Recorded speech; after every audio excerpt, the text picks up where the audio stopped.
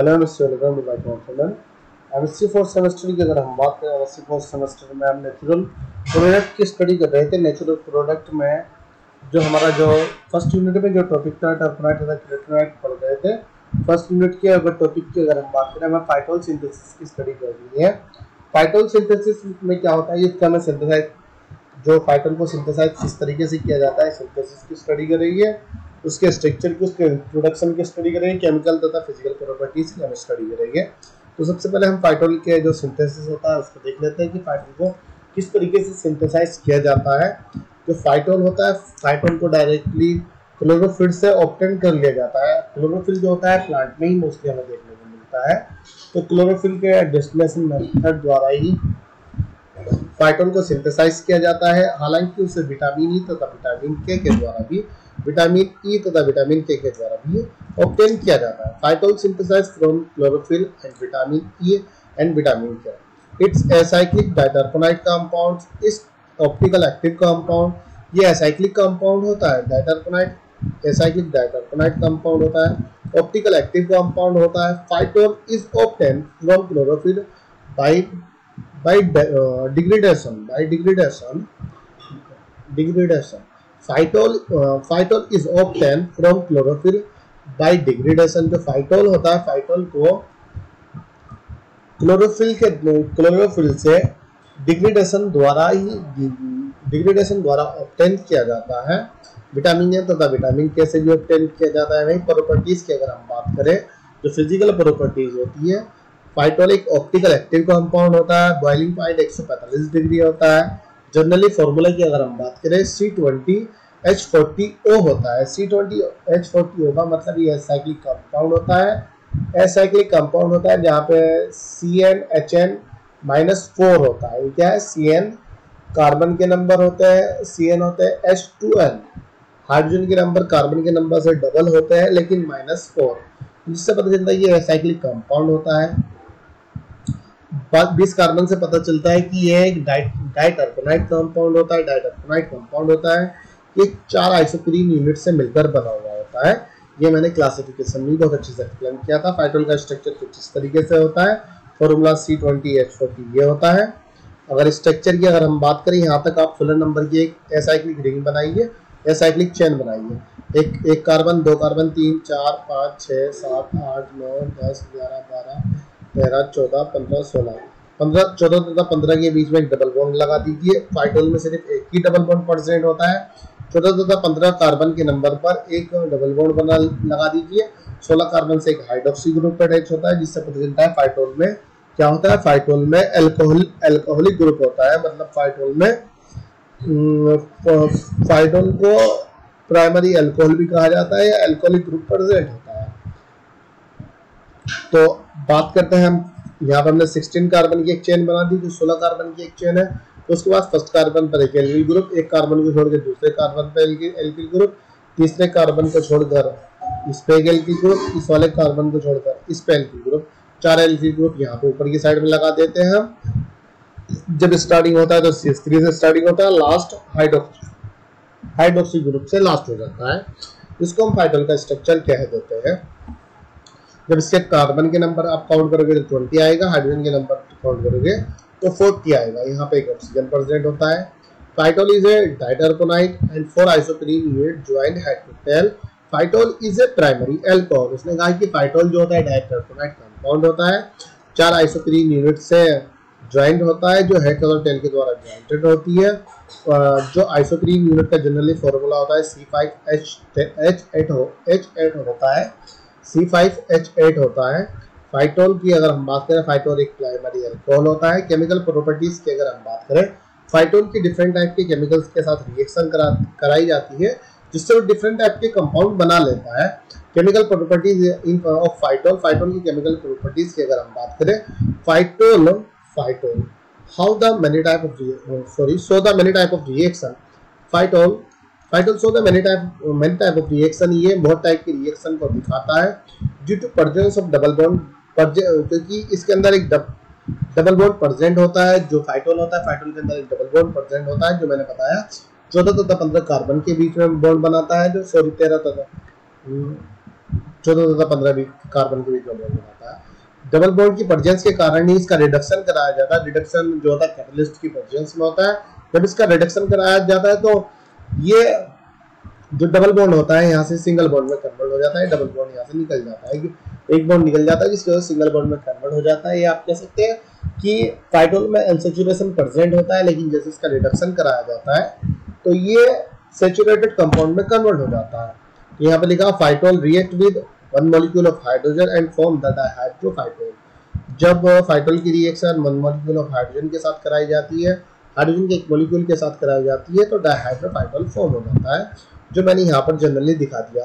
C20H40O मैंने generally formula माना था फाइटोल का। जब रिडक्शन कराया तो यहाँ पे सिर्फ 42 आना है और कुछ नहीं आना, 42 ये यहाँ पर आ गया। यह मैंने स्ट्रक्चर भी बना के दिखा दिया। यहाँ पे 16 कार्बन की एक चेन बनाई, यहाँ तक 16 कार्बन से एक हाइड्रोक्सी ग्रुप को बॉन्डेड कर दिया। जो ये वाला बॉन्ड है ना 14 तथा 15 कार्बन के बीच में से, इस बॉन्ड को यहाँ से रिमूव, यहाँ से हटा दीजिए। यहाँ इस 14 तथा 15 कार्बन के बीच में बनाइए, 15 तथा 16 के बीच में नहीं बनाना है, 14 तथा 15 के बीच में बनाना है।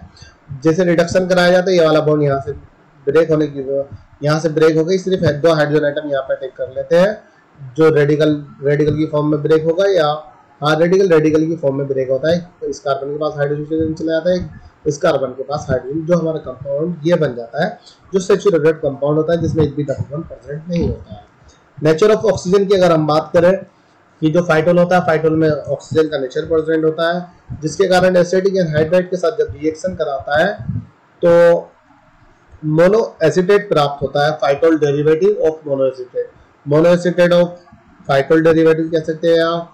फाइटोल डेरिवेटिव ऑफ मोनोएसिटेट प्राप्त होता है, मतलब एक एसिटेट ग्रुप यहाँ पे बॉन्डेड हो जाता है, एक एसिटेट ग्रुप ज्वाइन हो जाता है एसिटिक एनहाइड्राइड के साथ। जैसे रिएक्शन हम कराते हैं तो यहाँ जो C3CO होता है ना, यहाँ से एक हाइड्रोजन यहाँ से रिमूव हो जाती है।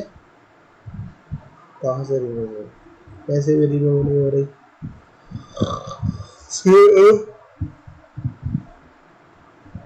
एक कार्बन सिर्फ ये यहाँ पर आ जाता है, यहाँ पर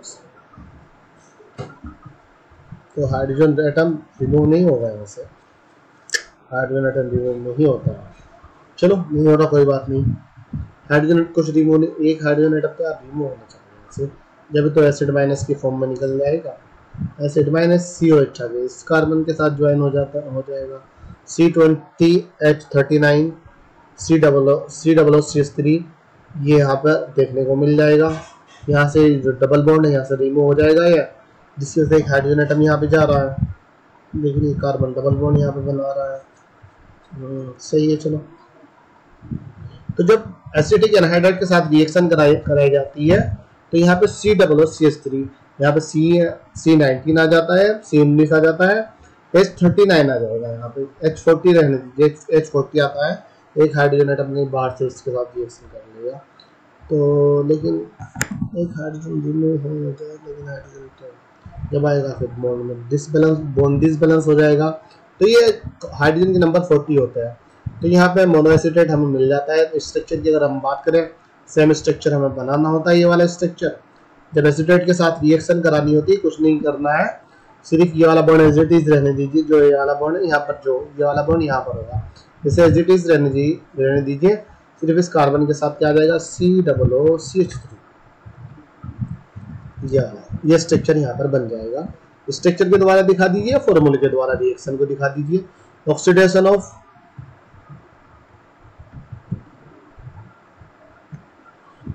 of phytol in the presence of chromic acid. अब क्रोमिक एसिड के प्रेजेंस में ही फाइटोल का ऑक्सीडेशन कराया जाता है। क्रोमिक एसिड के प्रेजेंस में जैसे ऑक्सीडेशन कराते हैं तो यहाँ पे जो अल्कोहल होता है, अल्कोहल मान लीजिए जनरली फॉर्मूला C20H40O होता है, इसको आप इस तरीके से भी लिख सकते हैं, C19 कर दीजिए, C19 कर दीजिए, H35H37 कर दीजिए, CH2H, यहाँ पे अल्कोहलिक ग्रुप लगा दीजिए। जैसे ऑक्सीडेशन कराया जाता है, यहाँ से वाटर रिमूव हो जाता है, जहाँ पे COOH 5 टैनिक एसिड हमें देखने को मिल जाता है, 5 टैनिक एसिड देखने को मिल जाता है। यही सेम रिएक्शन उसमें कर देनी है हमें। यहाँ पे स्ट्रक्चर बना दीजिए, 16 कार्बन की एक चेन बना दीजिए। 16 कार्बन के बाद जैसे मैंने बताया था 16 कार्बन की एक लास्ट वाले ग्रुप का, जो 16 नंबर का कार्बन होता है उससे हाइड्रोक्सी ग्रुप होता है।